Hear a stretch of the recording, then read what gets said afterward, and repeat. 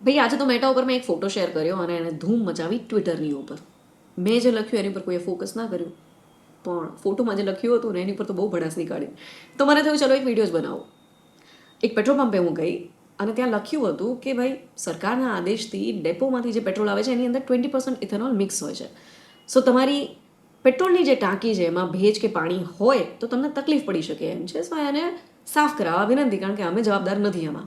પછી મેં ઇન્સ્યોરન્સ કંપનીને પૂછ્યું કે મારી ગાડી 13 વર્ષ જૂની છે, શું 20% ઇથેનોલ મિક્સ ફ્યુઅલ હું નાખું છું અને તકલીફ પડે છે તો ઇન્સ્યોરન્સ કવર કરે? તો એણે કહ્યું ના, કેપિટલમાં એનો લખ્યું પાછું. એટલે મેં સોશિયલ મીડિયા પર ફોટો મૂકીને એવું લખ્યું કે ભાઈ આમાં મારે શું સમજવાનું? એવું સમજવાનું કે સરકાર એવું ઈચ્છે છે કે આપણે ઈવી લેવા માટે ઇન્સ્પાયર થઈએ? જો એવું હોય ને તો ભાઈ મુંબઈ અને દિલ્હીને જે બેનિફિટ મળે છે ને એમાં ગુજરાતને પણ આપો. ગુજરાતમાં તો ઘરે ઘરે સોલાર પેનલ છે. બધાની જે બીજી ગાડી કે બાઇક હશે ને એ ઈવી વાળું હશે. બટ એનીવે મેં એ પણ રિસર્ચ કર્યું કે વર્લ્ડમાં કયો દેશ છે જેણે સૌથી પહેલાં બાયોફ્યુલ અપનાવ્યું સારી રીતે? તો એ છે બ્રાઝિલ.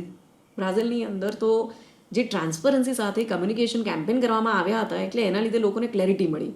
અને અમેરિકા, જ્યાં લેબલની ટ્રાન્સપરન્સી નથી, લોકોને ખબર નહોતી પડતી કે ભાઈ કયું પેટ્રોલે ભરાઈ રહ્યા છે, ત્યારે એણે વિરોધ પણ કર્યો. સો એમાંથી એટલું શીખવાનું રહ્યું કે ભાઈ ભારતની અંદર પણ સરકાર હોય કે ગેસ કંપની હોય કે ઇન્સ્યોરન્સ કંપની હોય કે ગાડીઓની કંપની હોય, આઈ થિંક રિજનલ લેંગ્વેજની અંદર એવા કેમ્પેનની ખૂબ જરૂર છે જે લોકોમાં અવેરનેસ ફેલાવે કે ભાઈ 20% ઇથેનોલ મિક્સ છે તો એ કઈ ગાડીની સાથે કમ્ફર્ટેબલ છે ને કઈ નહીં. સાથે સાથે આ જે ગાડીઓ હવે કમ્ફર્ટેબલ છે જ નહીં એને તો 5% કે 10% ઇથેનોલ સાથે જ વાંધો નહીં આવે, તો એને ફોર્સ કરીને કોઈ મતલબ નથી.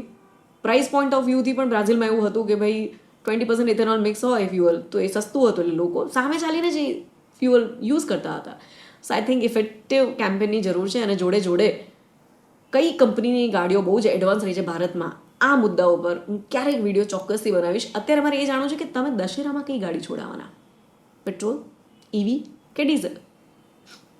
મારી 13 વર્ષ જૂની ગાડી જે છે એનું નામ છે Honda Brio. And by the way Honda was the first company, if I am not wrong, જેણે 2009માં જેવી ગાડીઓ ઇન્ટ્રોડ્યુસ કરી હતી કે તમે 20% ઇથેનોલ મિક્સ પેટ્રોલ બી નાખો તો કોઈ તકલીફ ના થાય.